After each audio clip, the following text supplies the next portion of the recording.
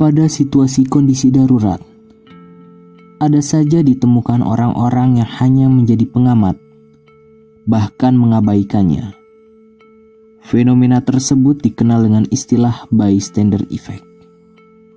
Bystander effect adalah fenomena sosial semakin banyaknya saksi dari sebuah kejadian darurat membuat orang-orang memilih untuk tidak menolong, beranggapan bahwa akan ada orang lain yang menolong korban.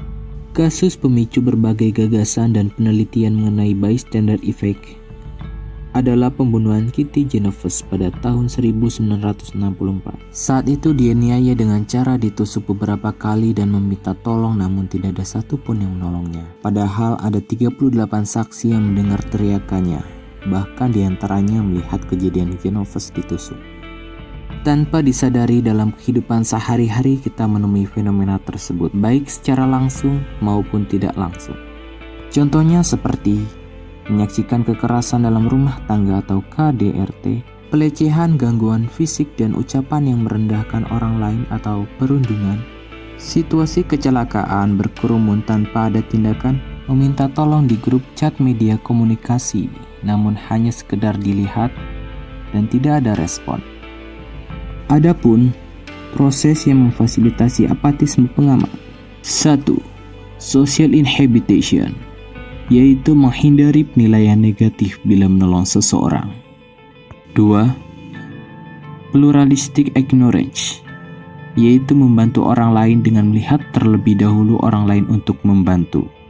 3. Diffusion responsibility, yaitu merasa diri kurang bertanggung jawab atas sebuah kejadian. Riset dari Program for International Students Assessment menunjukkan 41,1% siswa Indonesia mengaku pernah mengalami perundungan. Indonesia berada di posisi kelima tertinggi dari 78 negara sebagai negara paling banyak murid yang mengalami perundungan. Awal tahun 2020, di Indonesia tercatat 3.481 kasus kriminal. Masihkah kita untuk mengabaikan semua itu?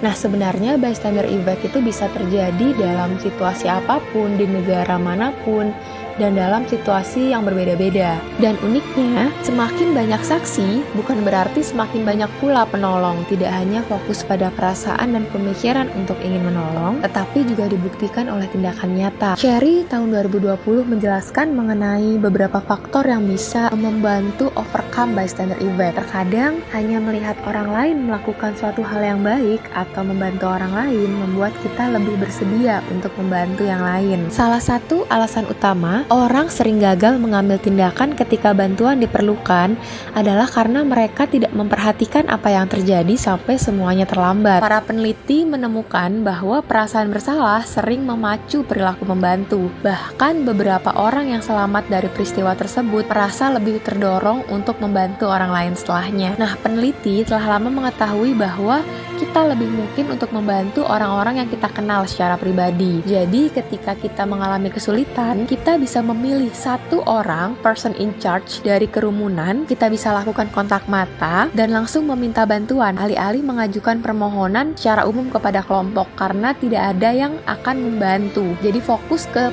person in charge-nya saja. Orang lebih mungkin membantu orang lain jika mereka berpikir bahwa orang tersebut memang pantas mendapatkannya. Jadi di sini memang kita bisa menumbuhkan rasa empati dan simpati terhadap semua orang. Berinisiatif untuk menolong orang tersebut bila tidak ada yang membantu, karena sebenarnya bystander ini efeknya seperti domino. Ketika kita mulai menolong, akan ada orang lain juga yang ikut serta untuk menolong. Ikut mengedukasi orang-orang agar tetap aktif dan melawan rasa apatis ketika orang lain membutuhkan pertolongan. Karena kalau bukan kita yang memulainya, siapa lagi?